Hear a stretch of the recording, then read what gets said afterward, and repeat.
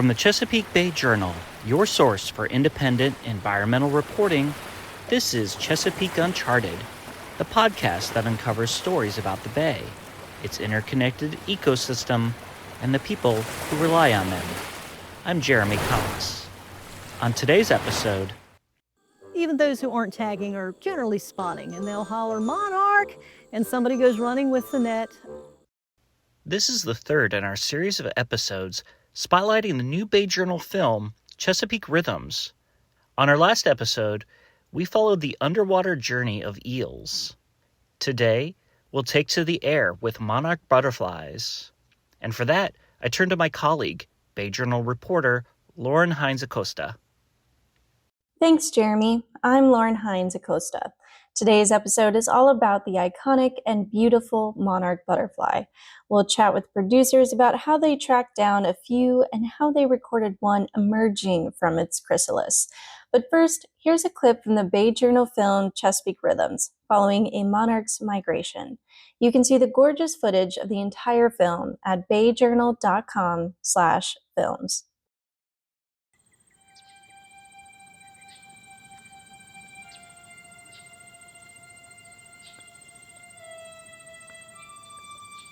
My love of monarchs started when I was young. My dad, he brought home on National Geographic that showed they'd found out where the monarch butterflies had been migrating in Mexico.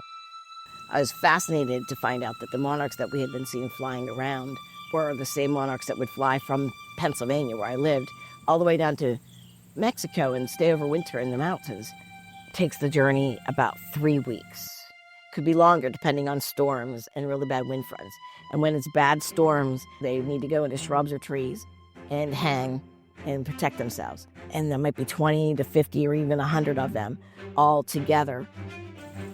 When I first learned about the monarchs, they kept saying that the population was decreasing. Well, we used to farm where the fields would be left with hedgerows along the edges. But in modern times, we're doing better living through chemistry, where farmers are doing plant to the edge, and then they spray herbicides to kill off anything else that would be competing with the crops.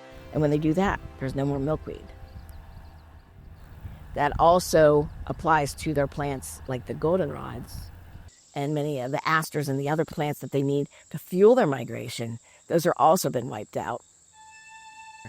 The monarchs, they show us that for thousands of years, that a little teeny creature starts out as a little egg, like this, just a little bit bigger than a dot on your paper, and grows up to be a butterfly that will fly for 2,000 miles, stay over winter in Mexico, up in the mountains, sleep there, mate, then fly back up, and start the generations all over again.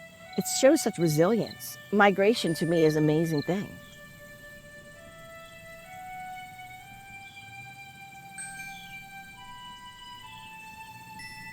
The female lays the eggs on the underside near the tip of the leaf of the common milkweed, swamp milkweed, other milkweeds in the milkweed family. That is their host plant.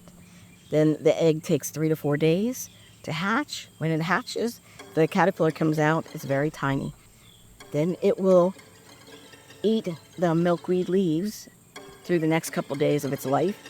After it gets a certain size, it sheds its skin and gets bigger. It does that 5 times. Until it's a full-grown caterpillar, and then that is a total of about 9 to 12 days, depending on sunlight and temperature. And it goes and finds a branch or a stick or the side of a building or a water fountain, lots of weird places. And they form their chrysalis, which is a beautiful emerald green with gold spots. They'll be in the chrysalis, in the pupa stage for 9 to 12 days, depending on temperature and weather. And then when it emerges as an adult, it takes it about 4 to 6 hours to come out, to pump its wings.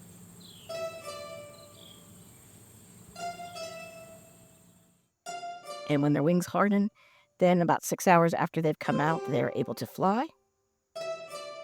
The 4th generation each year that is born at the end of August, the beginning of September, when they come out as an adult, they have much larger abdomens and slightly larger wings. Something that we learned about monarchs is that their number one source of information is their sight. And they can see different colors of the spectrum better than us. They can see the ultraviolet better than us, so milkweed must glow to them.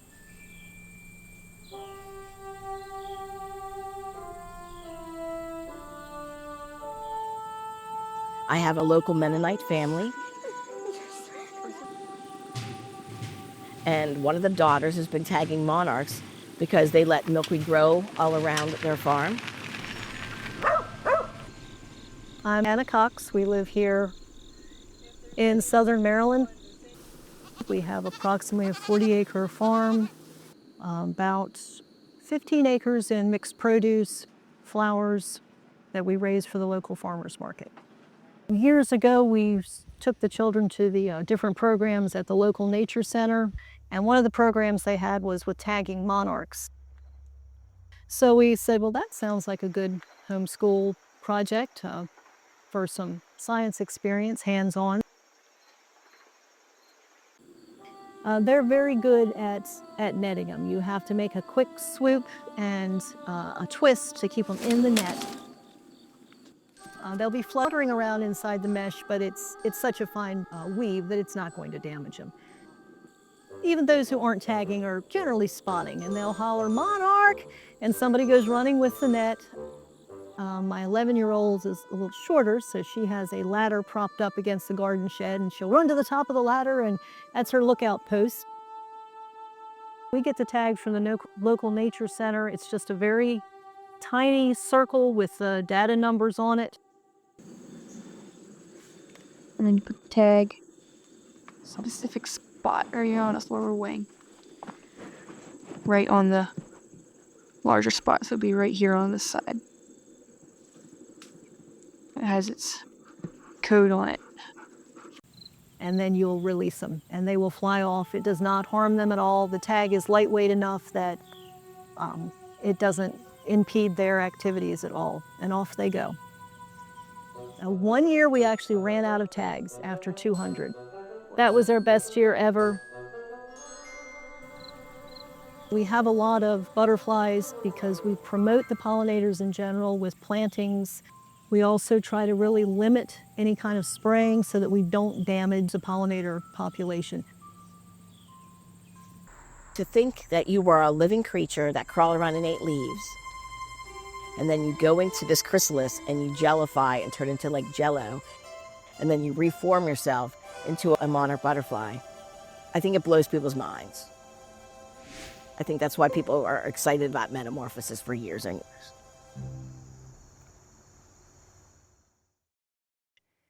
And we believe that that's a strong indication of a creator, that cannot have just happened by chance. And then the migration, how something that only weighs a few grams without any map or GPS or having ever done it before can migrate to an area that they've never been before and then make it back later. Not that same butterfly, but several generations later will actually come back. And that is a miracle how that can happen.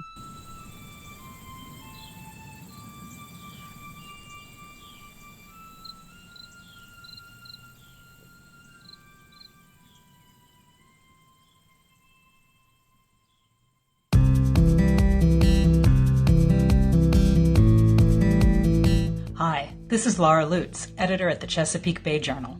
I hope you're enjoying our podcast, and I'd like to invite you to join the community of Bay Journal readers. If you care about climate change, wildlife, clean air, healthy communities, and of course the Bay and its rivers, you'll find news you can use at the Bay Journal, along with some great ideas for outdoor travel. Our subscriptions are free. Check us out at bayjournal.com and click on subscribe to start receiving the best independent environmental news in the Bay region.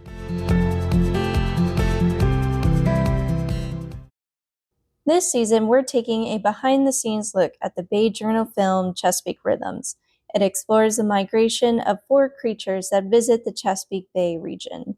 In this episode, I got to talk with the producers about a small creature that goes on an epic adventure every year. I'm talking about the monarch butterfly. Dave Harp directed the film and acted as cinematographer. He is the Bay Journal's photographer and has been capturing the Bay on film for decades.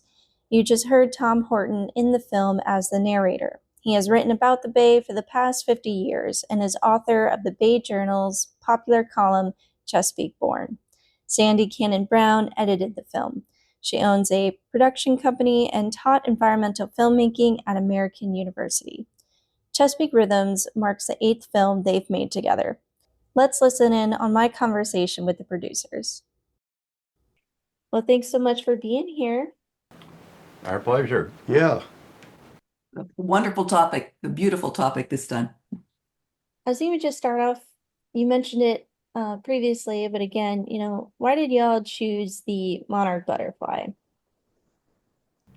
Well, it's a very visible symbol of migration in the Chesapeake Bay. They're beautiful. They have a pretty amazing migration down to Mexico. They don't live very long. They live, 2 months? Yeah, at something most. like that. The generation that generation. goes to Mexico never makes it back up our way, or very rarely does. They. So again, like a lot of the other animals that we dealt with, there's a mystery involved. There's where they come from and where they go. And I've learned a little bit about monarchs. It was quite an education for me. Yeah, we still really don't know how those monarchs that migrate find their way to the same place in central Mexico, up in the highlands west of Mexico City. We don't. I mean, we know a lot of the cues that migratory birds and butterflies use, everything from polarized light to the Earth's magnetic field, but really we don't know how they do it. Also, I think when you have goldenrod and some of the milkweed, the plants that have grown and we hope would continue to be grown in the Chesapeake Bay area are sort of cement the butterfly right into our area, that they make it an important insect in the Bay Area. So it's a very visible image, a very visible aspect of migration. But I think there's a really good story. Sometimes you just hit things right. You spend a lot of fruitless time in the field, but one night, this was, I don't know, 20 years ago, Dave? Yeah. I was Never out forget. kayaking. It was actually the first day of spring. It was cold and blowing like stink, and I was paddling my kayak real close to the bank just to stay out of the heavy seas. And it was around evening, and I noticed monarchs flying by my kayak. They were going faster than I was. About 4 miles an hour was my top speed. And I thought, well, I'm just going to follow them a little longer because I knew they didn't fly at night. And I came on this bush out there in the marsh that was just filling up with monarchs going in for the night, and they covered the whole bush. So I get home that night and I called Dave and I said, you really need to get down here. And I think you came down I came down that night and slept on the sofa, and we went out before sunrise and watched the sun come up on this Tom called it the miracle bush, this bush full of monarchs. You couldn't see the bush, you could just see the butterflies. It was one of those moments that I'll never forget. Yeah, the wind had quit. It was clear and still and bright sun, and you could just see this bush start to quiver And it started to change quiver. colors. It was just And- like I say, some days you hit it right. And when it hit 50 degrees, the first one took off, and then another one took off, and they were heading south. That is so beautiful. It's like you just got kind of a glimpse into their world. Oh, Yeah, and when you get an event like that, probably in the back of our minds was, we got to do more with this Yeah. at some point. We just, and then it comes And we out have later. over the Yeah. years. We've Yeah. done other projects with monarch butterflies. This is the first real film we've done. And unlike the swans and the eels, which are pretty healthy, relatively healthy, monarchs, particularly the migration of monarchs, is pretty endangered. Until the Trump administration came in, Fish and Wildlife Service, the feds were going to declare them an endangered species, at least the migratory butterflies, because they have really declined even since Dave and I had that experience with the miracle bush, as we called it. Uh, I mean, the monarchs you see in our film, we had to look high and low and work hard to Right. get enough monarchs to film. They're that scarce. Yeah, I know. I don't know if you could get into the banding, but when they're tagging, actually tagging monarch butterflies for science, we thought it would be really easy to photograph people tagging monarch butterflies. That was part of our plan, and we had both the Cox family down in southern Maryland and Lisa Garrett along the coast of Assateague. And I think the entire time we were filming, we might have tagged 5 butterflies over 5, 6 days, 7 days of shooting. So Yeah. that was to me very telling. And there was a drought, and there were a lot of, and we talk about it in the film about the loss of habitat, which is a theme for a lot of things in the film. A lot of Yeah, the monarch's habitat, the milkweed it needs to lay its eggs on, has really declined. Chemical farming is a big thing. Development is a lesser impact. But yeah, the monarchs are in trouble, especially the migratory generation. One of the things that what they're bringing up here is the scarcity of the monarch. And when you're putting together a film and you have a species and you have like 5 different butterflies that all look the same to work with, Dave and Tom had a wonderful way to deal with this by working with the Cox family and bringing in the personal story and their work with the butterflies. And I think that saved it because they were not going to go to Mexico to watch it from that end. It had to be told from here, and bringing in that personal story, this wonderful family, it made the film. Yeah, the Coxes, a Mennonite family who tag butterflies, they would be a good film in themselves. I'm not sure they're eager to be a film, but that's another Well, they story were for a very another time. memorable part of our experience with this. They were just lovely, lovely people in a very sustainable, interesting lifestyle, and had this passion for monarch butterflies. And they understood the science really well, which made it even better. Anna Cox, we could talk about them forever. And it turned out that Anna Cox actually was a fine artist too. So while we were looking for the material to keep going and to keep enriching this segment of the film, we Yeah. were able to use her wonderful artwork of the monarch life cycle. They won't be able to see this film because they don't have television. They aren't on the internet. We're going to go down to Southern Maryland at some point and show it at the library where they will come and see it just for them. Yeah, that's wonderful. Well, tapping into the visuals a bit more, Sandy, you mentioned that, the butterflies kind of all look the same, even though they are so beautiful. So how did you lean into that beauty while editing the film, but also keeping it interesting? Yeah, like how did you go about the segment?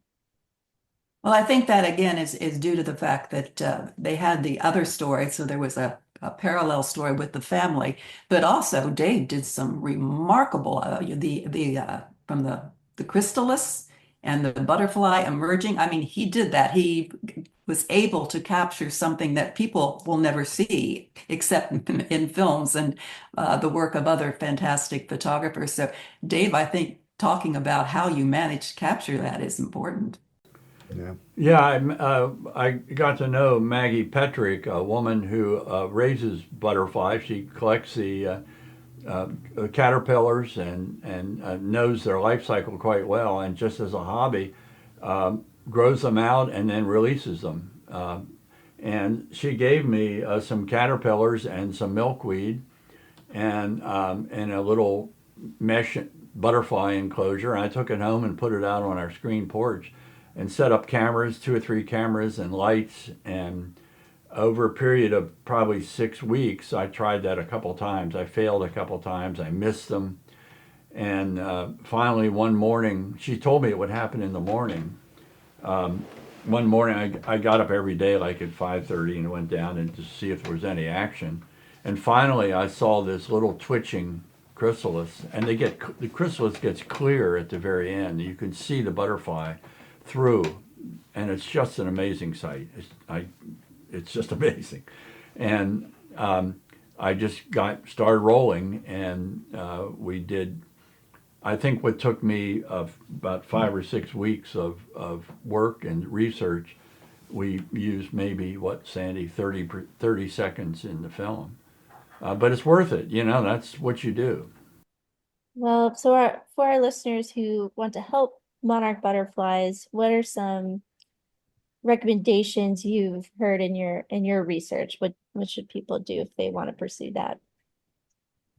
Well, you can plant some milkweed wherever you can plant it. That's what you can do on a personal level. I mean, you could also support environmental groups who work to make farming, less impactful on the environment, and farmers who work to do that.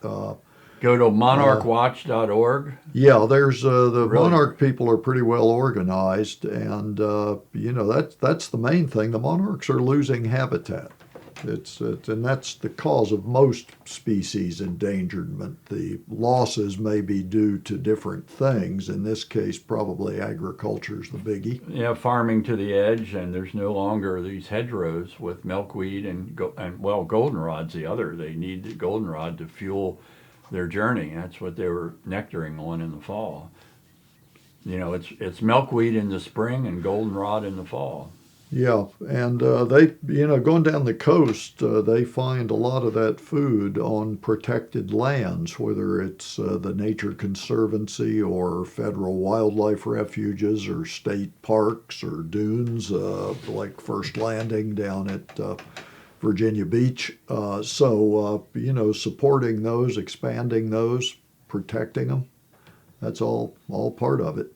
One thing that people can do too, which is really not to be promoting ourselves, but we would be very happy if schools showed the film, get them interested in the subjects, and all 4 of our critters, but monarchs being among those. We really encourage, we do not charge for people to show the film. We did this as a public service, and hope that they will talk about it in the community.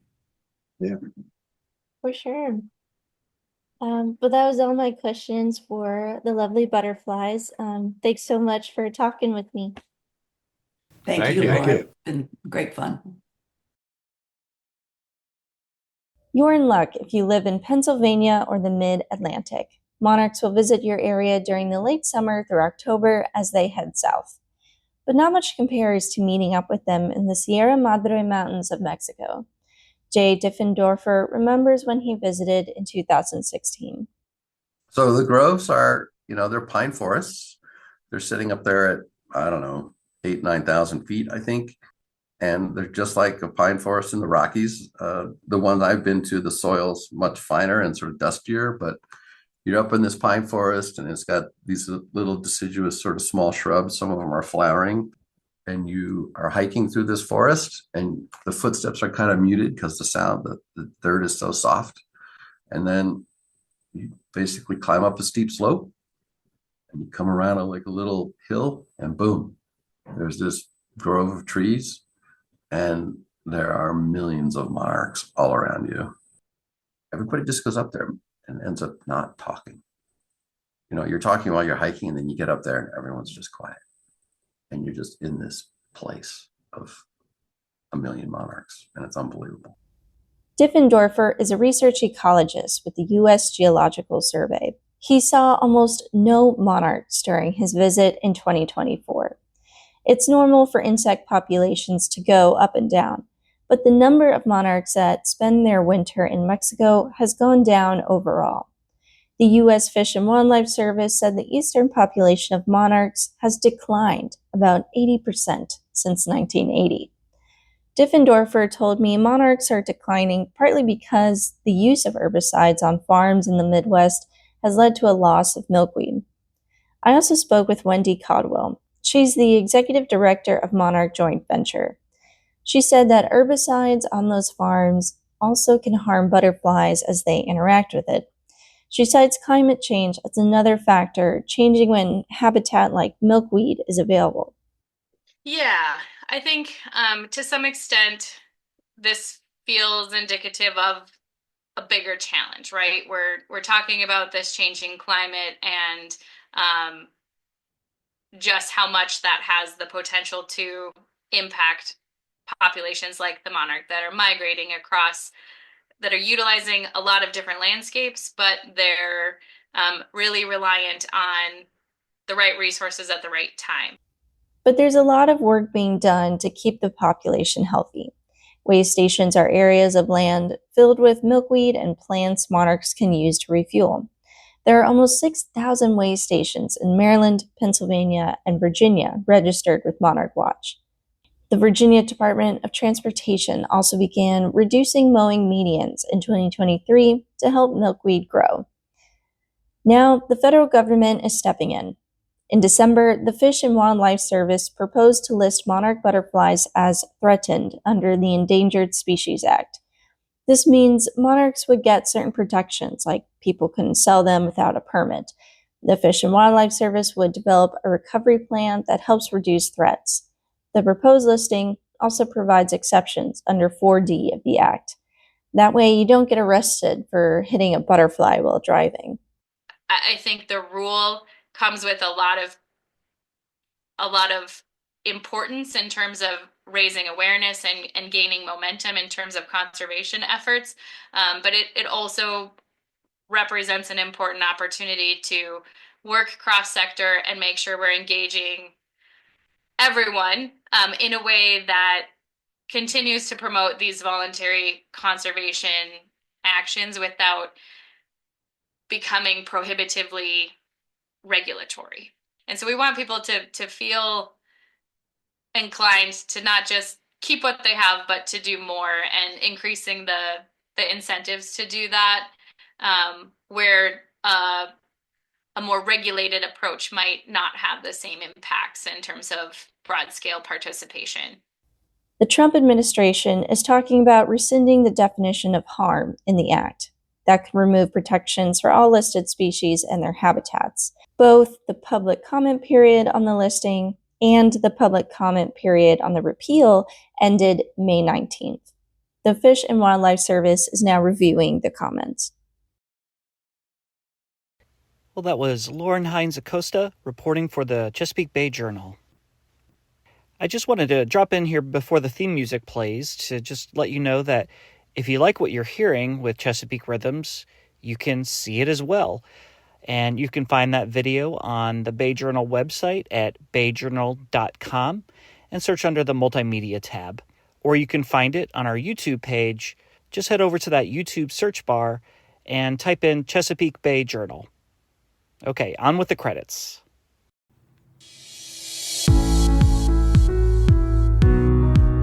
Chesapeake Uncharted is brought to you by the Bay Journal, an independent nonprofit environmental news source for the Chesapeake Bay region.